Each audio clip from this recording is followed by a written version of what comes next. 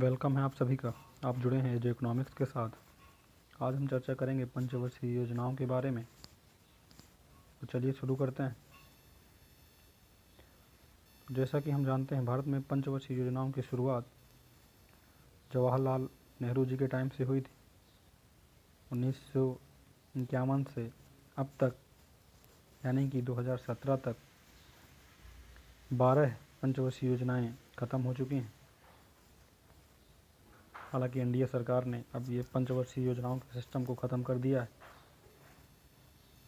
चलिए शुरुआत करते हैं प्रथम पंचवर्षीय योजना के बारे में। इस योजना की अवधि 1951 से 1956 तक थी। जी हाँ दोस्तों, प्रथम पंचवर्षीय योजना की जो टाइमिंग थी वो 1951 से 1956 तक थी। यह योजना हैरड डोमर मॉडल पर आधारित थी। आप चित्र में भी देख सकते हैं। इस योजना का जो प्रमुख उद्देश्य था वह कृषि क्षेत्र का विकास था और यह योजना सफल मानी जाती है क्योंकि निर्धारित वृद्धि दर का लक्ष्य इस योजना में प्राप्त कर लिया गया था। 1956 के बाद ही देश में दूसरी पंचवर्षीय योजना लागू होती है, जिसका समय 1956 से 1961 तक था। यह योजना पीसी महालनोबिस मॉडल पर आधारित थी। यहाँ उनका चित्र भी देख सकते हैं आप। कृषि के बाद इस योजना का जो मुख्य लक्ष्य था वह औद्योगिक क्षेत्र का विकास करना था और यह योजना भी सफल रही थी। निर्धारित लक्ष्य इसमें भी प्राप्त कर लिया गया था। आगे बढ़ते हैं साथियों और चर्चा करते हैं तीसरी पंचवर्षीय योजना के बारे में, जिसकी अवधि 1961 से 1966 यानी 1961 से 1966 के बीच थी। इसे गाडगिल योजना भी कहा जाता है। यह योजना का मुख्य लक्ष्य अर्थव्यवस्था में गतिमान और आत्मनिर्भर बनना था।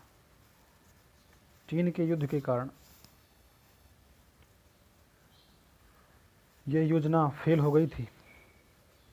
इस योजना की वृद्धि दर का जो लक्ष्य था वो 5.6 था, लेकिन वास्तविक वृद्धि दर 2.4% ही रही थी।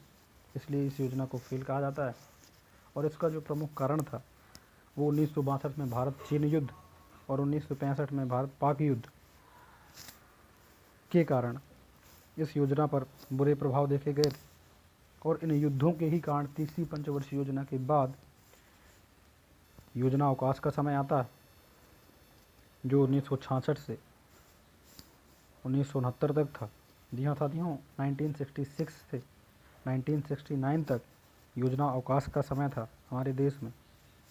इन तीनों सालों में कोई पंचवर्षीय योजना नहीं बनाई गई थी, बल्कि प्रत्येक वर्ष एक वर्षीय योजना बनाकर हर योजना में कृषि और संबद्ध क्षेत्रों के साथ उद्योग क्षेत्रों के विकास को प्राथमिकता दी गई थी। इसके बनाने के पीछे का कारण तो आप जानते ही हैं, भारत पाकिस्तान युद्ध और तीसरी पंचवर्षीय योजना की विफलता थी। आगे बढ़ते हैं साथियों और चर्चा करते हैं चौथी पंचवर्षीय योजना के बारे में, जो 1969 से 1974 तक थी। इस योजना में स्थिरता के साथ विकास की बात करी गई थी और इसी योजना में ही 1971 में चुनावों के दौरान इंदिरा गांधी जी द्वारा गरीबी हटाओ का नारा दिया गया था। यह योजना असफल रही थी क्योंकि निर्धारित लक्ष्य 5.7% के मुकाबले जो प्राप्ति लक्ष्य हुई थी वो 3.3% ही थी। यह योजना अशोक रुद्रा तथा एस मन्ने द्वारा तैयार ओपन कंसिस्टेंसी मॉडल पर आधारित थी।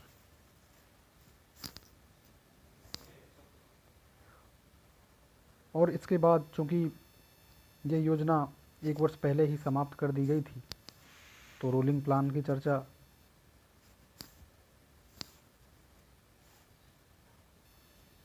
भी आवश्यक है।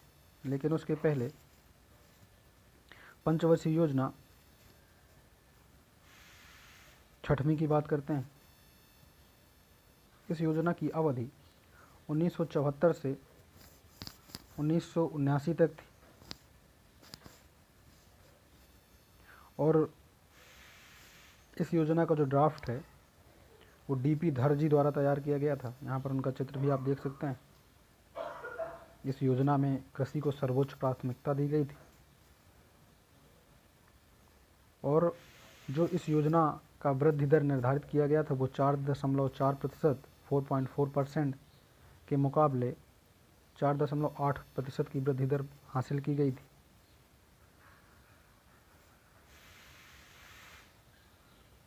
नाइनटीन 1978 में मोरारजी देसाई की सरकार के द्वारा इस योजना को 1 वर्ष पहले ही समाप्त कर दिया गया था, जिसको हम रोलिंग प्लान कहते हैं। इसके स्थान पर वार्षिक प्लान बना दिया गया था, जिसे रोलिंग प्लान कहा गया है। आगे बढ़ते हैं और चर्चा करते हैं छठवीं पंचवर्षीय योजना के बारे में। यह योजना 1980 से 1985 तक थी। इस योजना में भारत में आर्थिक उदारीकरण की शुरुआत की गई थी।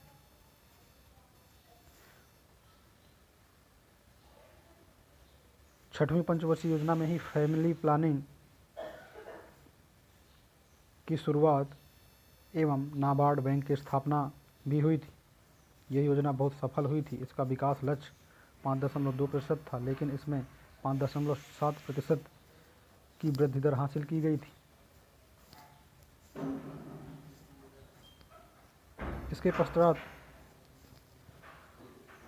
1985 के बाद 7वीं पंचवर्षीय योजना आती है, जिसका समय काल 1985 से 1990 तक था। इस योजना में आत्मनिर्भर अर्थव्यवस्था की स्थापना की बात करी गई थी। इस योजना में पहली बार निजी क्षेत्र को सार्वजनिक क्षेत्र की तुलना में अधिक प्राथमिकता मिली थी। 7वीं पंचवर्षीय योजना का जो विकास लक्ष्य निर्धारित किया गया था वो 5% था और जो वास्तव में लक्ष्य हासिल हुआ था वो 6% प्राप्त हुआ था। तो ये योजना अधिक सफल कही जाएगी। 7वीं पंचवर्षीय योजना के बाद जो वार्षिक योजनाएं चालू की गई थी उनके बारे में हम चर्चा करते हैं। जो देश में राजनीतिक अस्थिरता के कारण 1990-91 और 1991-92 में 2 वार्षिक योजनाएं बनाई गई थी। आगे बढ़ते हैं और चर्चा करते हैं 8वीं पंचवर्षीय योजना के बारे में, जो जॉन डब्ल्यू मूलर मॉडल पर आधारित थी। जी हाँ साथियों, जॉन डब्ल्यू मूलर मॉडल पर आधारित थी।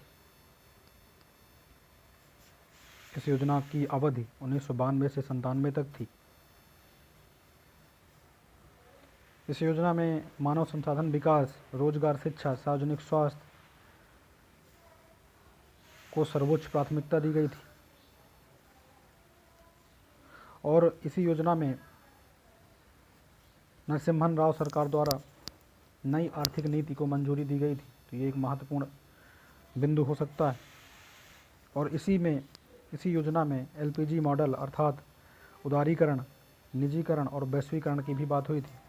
यह योजना सफल रही थी। निर्धारित लक्ष्य 5.6 के इतर 6.8% की वार्षिक वृद्धि दर हासिल की गई थी। आगे बढ़ते हैं और 9वीं पंचवर्षीय योजना के बारे में जान लेते हैं। 1997 से 2002 तक इस योजना का समयकाल है। इसका मुख्य उद्देश्य न्याय और समानता के साथ विकास था और इस योजना को भारत में आज़ादी के 50 वर्ष पूरे होने के उपलक्ष्य में लॉन्च किया गया था।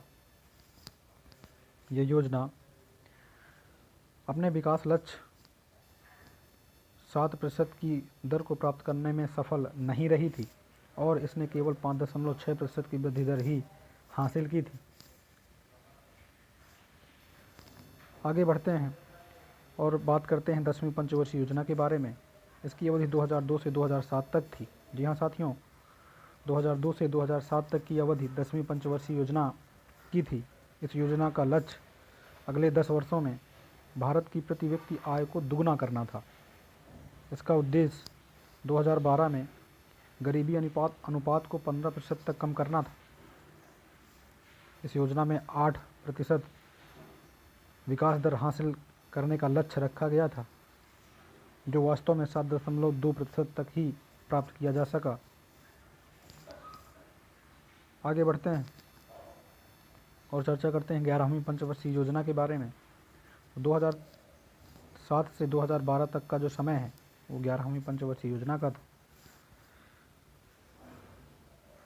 यह योजना सी रंगराजन द्वारा तैयार की गई थी। इसकी जो मुख्य थीम थी वो तेज और अधिक समावेशी विकास थी। 11वीं पंचवर्षीय योजना का जो निर्धारित विकास लक्ष्य है वो 8.1% था, लेकिन वास्तव में ये प्राप्त नहीं किया जा सका था। जैसा कि आप देख पा रहे हैं 7.9% की वृद्धि दर ही हासिल की जा सकी थी। आगे बढ़ते हैं, चर्चा करते हैं 12वीं पंचवर्षीय योजना के बारे में, जिसका समय 2012 से 2017 तक था। ये योजना सी रंगराजन द्वारा तैयार की गई थी। इसका जो मुख्य थीम तेज, अधिक और समावेशी सतत विकास था। इस योजना में 8% विकास दर हासिल करने का लक्ष्य रखा गया था, जिसमें केवल 6.8 की वृद्धि दर ही हासिल की जा सकी थी। 12वीं पंचवर्षीय योजना के जो प्रमुख उद्देश्य थे वो इस प्रकार थे।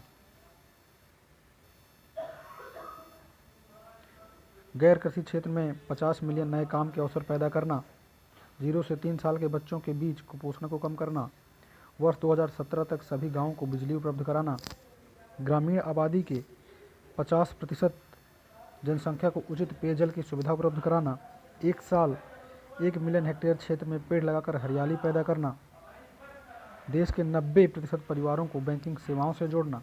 ये 12वीं पंचवर्षीय योजना के उद्देश्य थे जो 2017 में समाप्त हुई थी।